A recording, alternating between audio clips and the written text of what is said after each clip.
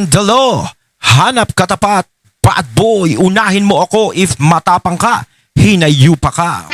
Hinayupa. Ayan, syempre itong balitang ating matutunghayan ngayon ay nagmula kay Malacanang Watch 2024. At ito po ang inyong lingkod na si BT na magbibigay ng reaksyon at komento dito sa video na ating matutunghayan ngayon. At huwag na natin pagtagalin at sabay-sabay na nating panoorin ang laman ng video na hatid sa atin ni Malacanang Watch 2024 at bibigyan natin ng reaksyon ang balitang ito.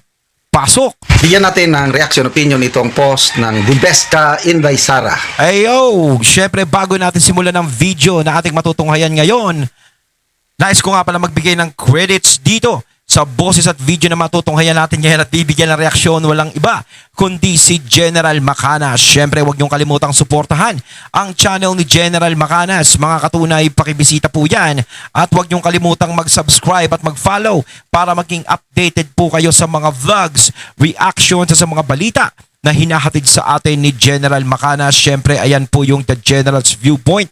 Mga katunay, ipagpatuloy natin. Pahayag ito ni Senator Robin Padilla in response doon sa pagbabanta ni Senator Erwin Tulfo na ipapaaresto, ipapakuilyuhan daw niya ang mga senador na gumagawa ng peking hearing sa Blue Ribbon. Wow! Parang si Tulfo ngayon, parang si Erwin, parang ano na ngayon, no? Siya ang siga. Parang siya na yung mayor ngayon sa Senado. Atapang atao, hindi atakbo. Akita ang Malacanang, atakbo. Yan ang may paninindigan.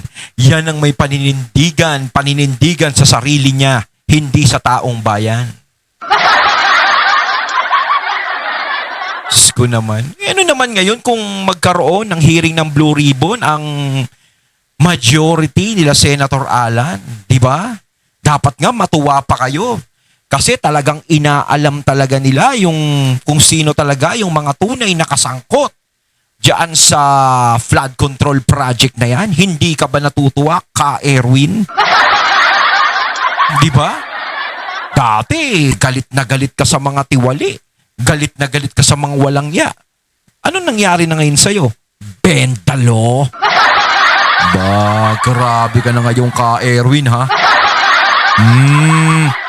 Talagang hindi lang I smell something fishy sa'yo. Talagang fishy na talaga. So, wala siyang pinangalanan. Kailang baka ang pinapatamaan si Senator Pia Cayetano at Senator Marcoleta. O, ito ang... Ay, sino pa ba yun? Sino pa ba yung mga nagpapasimula ng investigasyon sa flood control? Siyempre, sila lang din. Diba? Sino pa ba yung mga papakwelyuhan niya dyan? Diba? Grabe naman kasi siyang magsalita, diba? Siguro masyado siyang nasaktan. Nabanggit siya. Pero kung hindi siya nabanggit, siguro mild lang. Diba? Nabanggit. Ayun. Na-bad trip. Ang response ni Senator Padilla, nakahanap siya ng katapat ngayon kay Padilla. Yeah. Sabi, ang taong matapang hindi ngawa ng ngawa. Tama. Ginagawa niya na lang. Mag-uutos ka pa ng wag na. Gawin mo na diretso, kwilyuhan mo na agad. Tapos isama mo ako. Ito na. Tama yun. Kasi sa totoo lang mga katunay, di ba may kasabihan tayo? Ang latang sobrang ingay. O, di ba? Kapag hinagis mo yan, maingay. Pang, pang, pang, pang, pang. Ganon. Ibig sabihin, walang laman yan. Pero ang latang may laman, kapag hinagis mo, tahimik yan. Ano koneksyon nun? Di ba? Parang ano lang siya. Walang laman. Puro ingay lang. Walang bigat. Di ba? Walang bigat. Sobrang gaan. Tama naman si Senator Robin eh. Huwag nang puro dakdak. Di ba? Kung talagang ganyan talaga ang gusto niyang mangyari, gawin niya. Hindi yung nananakot pa siya ng ganyan. Tandaan niya, wala na siya sa radyo. Wala na siya sa TV. Nandyan siya sa Senado. Ang problema kay Erwin Tulfo, ginagawa niyang yung Senado, ginagawa niyang telebisyon tsaka radyo. Kung arestuhin niya, kwelyuhan niya sina Senator Marcoleta, Senator Pia, isama daw niya si Robin Hood Padilla. Isama mo ako. Kwelyuhan yan. Dahil kung magpatawag man ng hearing ulit si SP Cayetano, tiyak 100% dadalo ako. Kaya sir, marespeto pa rin, nag-sir siya eh. Oo. Kaya lang, Ganyan talaga si Robin. may laman yung kanyang ano. Kaya sir, kung kukwelyuhan mo at sisipain mo palabas si SP Cayetano, isama mo ako ha. Or unahin mo akong kwelyuhan. Please lang. Nag-please pa. Nako, para sa akin kasi sa totoo lang, no, si Robin Padilla, no, si Senator Robin, hindi nila kayang takutin yan. Hindi nila kayang sindak-sindakin yan. Diba? Kilala naman natin si Senator Robin eh. Simula't simula pa dati nung hindi pa siya nasa politika. Alam naman natin si Senator Robin talagang medyo naligaw din ng landas, nagkaroon ng hindi magandang nakaraan. Pero sa totoo lang is talagang si Senator Robin ang laki ng pinagbago ngayon. 'Di ba? Ang laki na ng pinagbago niya. 'Di ba? At saka sa totoo lang naman si Senator Robin dati pa namang makabayan yan eh. No? Dati pa namang makikita natin para marespeto lalo na sa mga ano. 'Di ba? Pero kumbaga, sa mga ganyang klase na kapag ikaw ay naghahamon, siguradong bibili ni Robin yan. Di ba? Sa totoo lang, walang inaatras. Si Richard Gomez nga na pagkatangkad-tangkad na tao, hindi inatrasan yan eh. Di ba? O, kita mo naman si Kiko. O. Di ba? O, magkaibigan si Robin tsaka si Sharon, pero, di ba, parang, ba't kita atrasan? Hindi porket kaibigan ko asawa mo, eh, di ba? Oh. Iba kasi, iba ang ugali ng Padilla, talagang palaban. O kaya hindi mo pwedeng minus-minusin yan, pero ingat ka, Senator Robin. Alam ko, naghahamon ng mga martial arts yung mga boxing yan. Tulpo. Sino ba yung naghamon sa kanila? Si ano ba yun? Cesar Montano? Ano ba yung nagkahamonan sila? Cesar Montano ba yun? O si Romel Montano? Basta, ang dating issue, correct me if I'm wrong mga katunay, paki-comment nga dito, di ba yung Tulpo tsaka mga Montano, di ba nagkaroon ng, ano ba yung problema, di ba? Nung dati pa, i-remind ko lang sa inyo, paki-comment mga katunay, kung sino yung naghamon, o kung sila ba talaga, yung mga Montano ba talaga, kung yung mga issue ba talaga ng Montano yun tsaka ng mga Tulpo, yung nagkahamunan sila. Please lang. Try me din. Si SP Cayetano, hindi naman sanay sa ugaling kanto. Oo nga, abogado yun eh. Oo. Saka mabait si SP Cayetano. Pero sa totoo lang, si SP Cayetano, nakita na rin nating talagang magharakiri yan. Nakita na rin nating magalit yan, di ba? Yung kay Mig Subiri, di ba? Hindi rin basta-basta si SP Cayetano, talagang pumapatol din yan. Oo. Oh, di ba? Kita mo si Mig Subiri nga, natamimi eh. Yung binaba ni SP Cayetano dati yung cellphone niya, ano gusto mo? Ano gusto mo? Ha? Ano gusto mo? Di ba? Natungangak si Subiri, walang nagawa eh. Napapansin ko sa kanya, kalmado lang. Etong si Robin Hood Padilla, nako. Ilang taon ba siya sa bilibid? Grabe yun ha. Tsaka, yan, kapag pinakulong nila yan si Senator Robin, sanay na sa kulungan yan. Ika nga na, talagang alam niya na yung buhay sa kulungan. Di ba? Kumbaga, hindi na iba to sa akin. Di ba? Pero isa lang yun. Kasi, nung nakulong siya dati, may kasalanan siya. No, meron siyang kasalanan. Aminado naman siya sa naging kasalanan niya nun. Pero ito, kung makukulong si Senator Robin, sa totoo lang, halimbawa, ipakulong sila, wala siyang kasalanan. Ang kasalanan lang ni Senator Robin at ng mga kasama niya, alam niyo kung ano?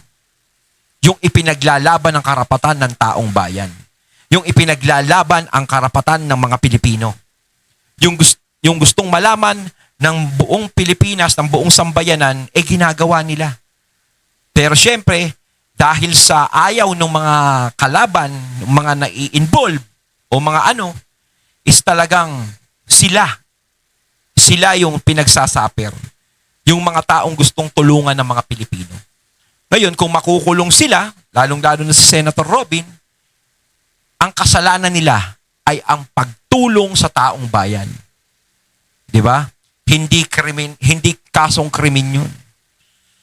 No? Hindi kaso ng kahit ano, hindi kaso ng illegal possession of firearms 'yun, hindi kaso ng illegal drugs, hindi kaso ng ganito yan, kundi pagtulong sa tao. 'Yun ang magiging kaso nila. Magiging kaso na ba talaga 'yun? Masama bang tulungan ng taong bayan? 'Di ba? Kapag ikaw pala tumutulong ka sa taong bayan, makukulong ka. Liba ko sa kanya, nagbago talaga. Nung nakilala niya ang Allah o ang tunay na Diyos, yun. Yun. O lalo na. Good boy na siya ngayon. Kailan? Lalo na nung naging Muslim si Senator Robin, ang laki ng pinagbago ni Senator Robin. Talagang naging sobrang napakagalang tsaka talagang relihiyoso. No? Huwag mong subukan ang mga mababait. Sabi niya, unahin mo akong pilyuhan please lang. Try me din. Si SP kaya to, hindi naman sanay sa ugaling kanto yan eh. Hindi rin naman mahilig makipagbasagan sa mukha yan. Kaya sa akin mo gawin yung sinasabi mo. Huwag ka na magtago sa saya ng usaha. Gawin mo na on your own. Wow, Total, matindi yun sabi mo, gagawin mo. Kung ayaw ng usaha, tapos sabi mo na pagsasampalin mo, isa-isa, yung mga empleyado, yan, tampal-tampalin ko sila.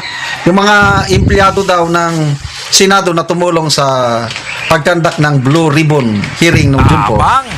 Gawin mo, Erwin, gawin mo. Diba, grabe ka eh. Grabe ka mang menos ng tao sa totoo lang. Diba? Parang sobra ka naman, sasampalin mo yung mga empleyado. Grabe ka. No, eto ba yung ako sa totoo lang, hindi ko naman binoto yung mga tulpo eh. Oo, hindi ko binoto yan. Kasi sa totoo lang, para sa akin kasi, yung mga tulpo, hanggang ano lang yan. Hanggang radyo lang yan. Diba? Hanggang TV lang yan. Pero sa totoo lang, walang ganap sa taong bayan yan. Diba? Kita nyo naman eh. Kita nyo naman. Nakikita naman nating lahat. Dahil kung yan, makabayan yung mga yan, kung makatao yung mga yan, masasabi ba nila na sasampalin nila yung mga empleyado dyan sa Senado? Diba? Ano kasalanan nun? Diba? Trabaho. Nagkatrabaho sila eh. Siyempre. Diba? Kailangan ba lagi sila sundin? At saka isa pa, kung totoong makabayan sila, alam nila kung saan sila pupunta. Alam nila kung kanino sila kakampi at alam nila yung itong problema ng Pilipinas ngayon, tong flood control project na to, dapat isa sila sa nakikipagtulungan. Wala eh. Magaling lang sila, alam nyo kung saan. Magaling lang sila sa away mag-asawa. Yun ang porte ng mga tulpo. Doon sila sanay. Doon sila sikat. Pero yung problema ng bansa, naku, kita nyo naman, no?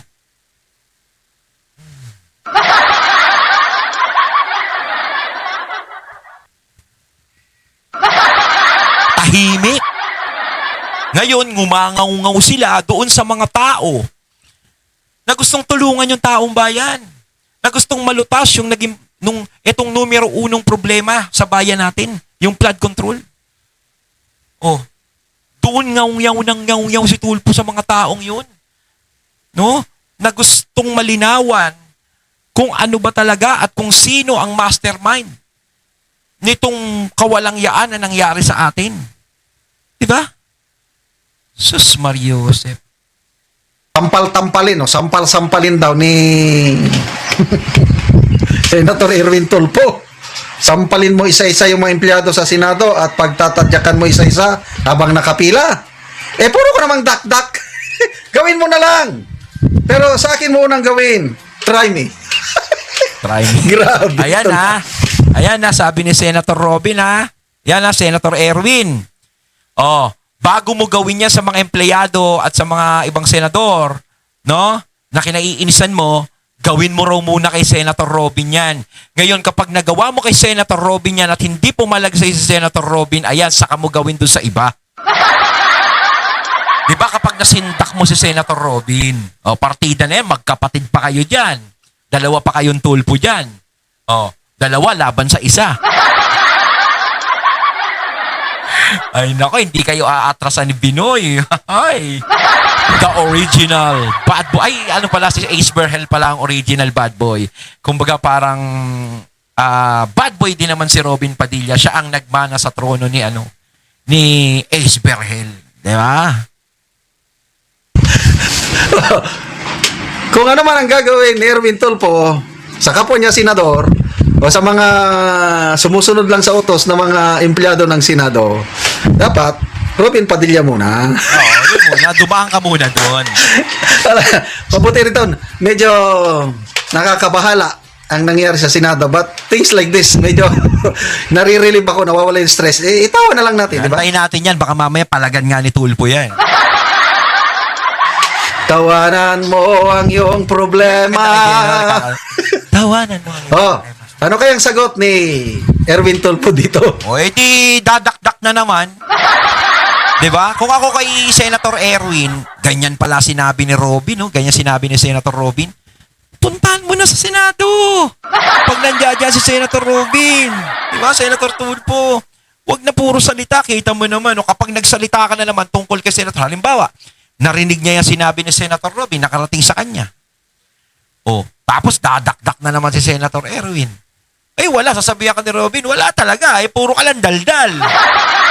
Kung ako sa'yo, Senator Erwin, kung ako sa'yo, sugurin mo na sa Senator Robin. Diyan sa Senado, amunin mo na. Parang no? Parang away bata, no? Sinusulsula. Kaya may parang, sige nga, gustukin mo nga yun, di ba? Iniinis ko. Kung ako daw papayag dyan. Parang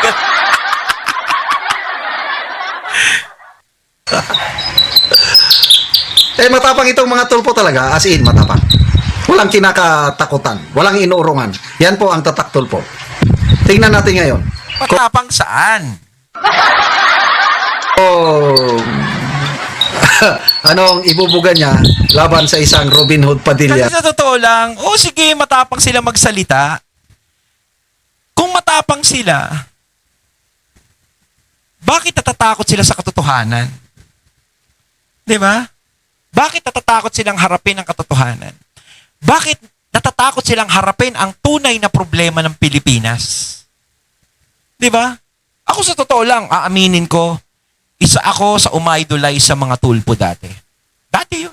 Tagal lang. Dahil naririnig ko sila, napapanood ko sa kanila sila, nakakatulong sila sa mga tao, nakakalutas sila ng mga ganito, natutulungan nila, talagang maganda yung ginagawa nila, matapang sila. Pero sa totoo lang, simula nung pumasok sila sa politika, doon ako tinabangan sa kanila. Talagang, ako kasi inasahan ko ang mga Tulfo nun. Kahit hindi ko sila binoto, umasa ako na, ito si Senator Raffy, matapang to. Gumaganon ako pag may mga nakakausap ako. Maasahan natin yan. Talagang kapag hinawakan ni Senator Raffy, dati ka sinasabi ko, dapat na Senator Raffy ang chairman ng Blue Ribbon para talagang madali lahat ng mga walang iya Dahil talagang galit sila Senator Raffy sa ganun. Kaso nung napunta sa Senado, naging politiko talaga.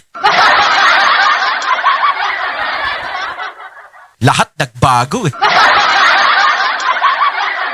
Na?